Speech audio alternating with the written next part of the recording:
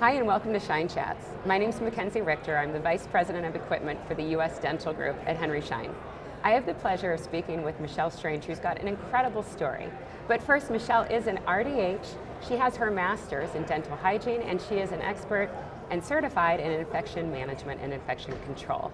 So she's got a fascinating story, and I'm going to ask her to kick us off to tell us a little bit about your background. Yeah, so I've been in dentistry 23 years now, and in 2021 I decided to sell everything I own, my house, everything, and pack it all into a 12-foot trailer and roam the country. So I don't have a permanent address. I haven't for a few years now, and I use travel nursing housing, and I get my license in each state, which is it's something. It's something. It's something, and I get to live wherever I want. It was just fabulous. What precipitated this big and bold decision to go on the road? The pandemic, quite honestly. Prior to it, I was traveling the country. I was working for an international company doing education for North America.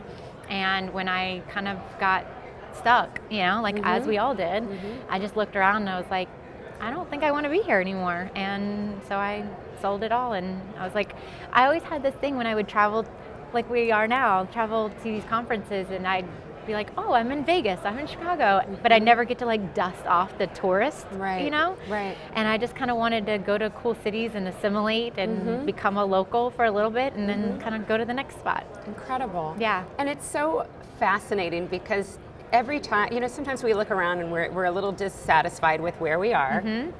And it just is such a great reminder we always have a choice and we can always make a change in our lives. Yes. So thank you for sharing that. No, thank you. And Really it's been incredible. really fun to see what it's like to practice as a dental hygienist in other states. Right. Because I was in South Carolina and there were some limitations on me as a hygienist. Sure. And so I'm in Colorado where I can practice at the height of scope of practice. Right. And that has actually been the really cool thing about this whole situation. Amazing. Yeah. What does a day in the life look like for you as you're moving throughout the country? That's a good question. It depends on if I just settled or if I'm about to leave again. Okay. But I do see patients. I typically try to see patients 1-2 times a week. Okay. And then I might, on the other days, give continuing education on webinars with like Henry Schein, or I will do virtual practice assessment and help people write standard operating procedures for their infection control. Okay. I also go into the long-term care facilities in Colorado, so I get to see some of the geriatric patients and the patients that don't get that kind of care. Right. As a hygienist there, you can own your own practice, so I'm contracting with a hygienist-led practice there that sees those patients. So Incredible. that could be a Saturday or it could be a Tuesday.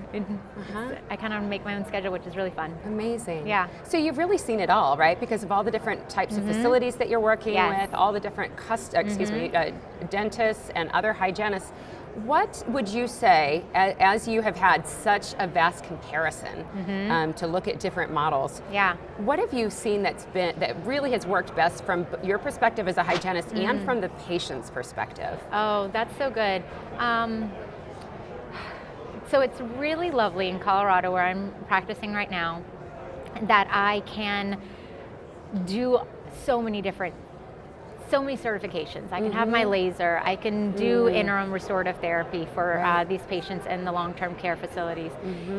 I think it has been the best is to really hone in on a service and have partnership with the dentist. So it's not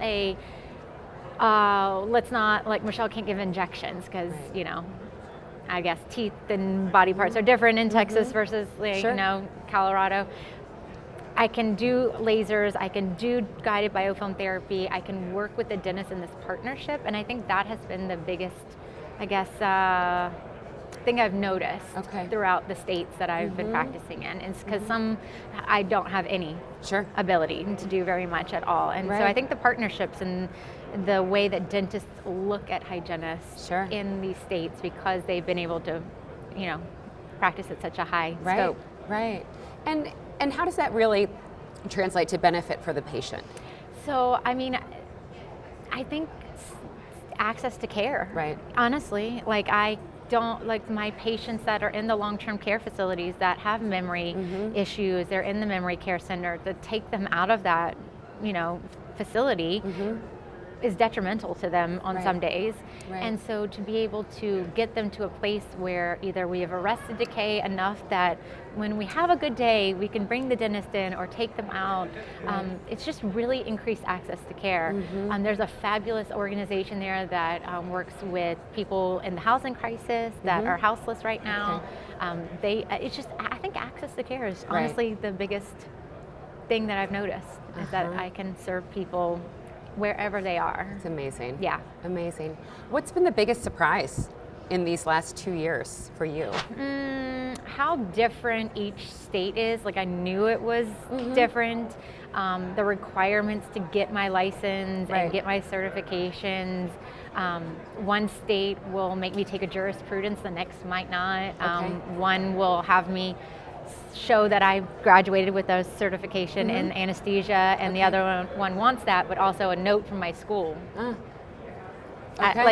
I think that's been like the biggest, was like, can we just have some reciprocity? Can we have some consistency here? But I think that's been the hardest and most annoying part of it. So, and that's interesting because people are so much more nomadic than they were previously. So even your hygienist peers, assistants, dentists, people want to move. They want to be able to experience different things. Right? Yeah. So not having that really is challenging. How are you overcoming these challenges? I think I'm just going with the flow, quite honestly. And I think because I have this mindset right now, like, it's not going to last forever. If I don't like it, I can go somewhere else. Right. In this moment in time right now where hygienists are hard to find, it is a good place to be, because if I walk into an office that has zero infection control protocols, that doesn't have respect for their team, there's no efficiency, I don't have to stay. And and not only do I not have to stay there in that practice, I don't have to stay in the area as well. So I think that's been the coolest part. And that must do wonders for your sense of pride with what you do, because you get to work at such a high level of integrity. Yeah. Right? I've been kind of in a practice for a little bit longer as of late, because when we can't find a hygienist to replace me, because I say I'm temping, but I've been temping long term there. I love it there because they value my education. Like, I spend so many hours on CE. I enjoy learning about dentistry and how I can apply it to my patients. And when that isn't considered or valued in any way, like, it is disheartening, and it kind of breaks you down. And it's nice that I don't have to stay there, and I can find those people that are going to truly cherish my love for patient care. Yeah. So one of the things I would love to get your perspective on, because you do a lot of speaking on infection control and management. So how are you bringing some of those best practices to the practices that you are coming in as a temp? Oh God, it's so hard, because I want to walk in there and be like, well, let's shut this down. We're going to all start from scratch, or we're going to start over. I can't do that, so I have to baby step into it, and I kind of learn how to pick my battles. Very similar to how I engage my patients. Like, I ask a lot of open-ended questions. I find, like, what works for them, if they have ambivalence because they're just burned out or exhausted, or if they just had ignorance and truly didn't know. So I ask a lot of questions. If anything's super egregious, then I'm like, I will not work in this practice while this is happening. Otherwise, I do like a little breadcrumb, like, oh, maybe we could do this, maybe we could do that. I also try to lead by example, make sure that I always wear my proper PPE, that I am turning my room over properly, that I'm not cutting corners. I'm a human with a human brain. I want to. I do, especially when I haven't gone to the bathroom and I'm running late. Would love not to wipe a room down twice, but I just try to lead by example in those cases, and just be real kind and gentle until they accept all of my suggestions. That's great. That's great, because oftentimes we're all in our own bubble. And you don't have that outside perspective. Sometimes we just don't see it. So it's really incredible to have that opportunity. It is. Okay, my last question. What is the one either product or piece of technology that that you just would never practice hygiene without? Currently, that would be the airflow technology, the erythritol powder. So I've been practicing guided biofilm therapy since 2018, I think. I think me and my little airflow, her name is Ruth, she and I are the two bestest friends that anyone ever had, Uh-huh. and I literally travel with her in my trailer. She comes with me everywhere, so I would not work without her. Yeah. Okay, okay, great. Well, what an absolute pleasure Oh, thank to you get for to know having you. me. Thank you for sharing your story. I think it's so empowering. Again, you can change your circumstance at any time, and what a difference you've made. Thank you. So thank you for Thanks joining us having today. me.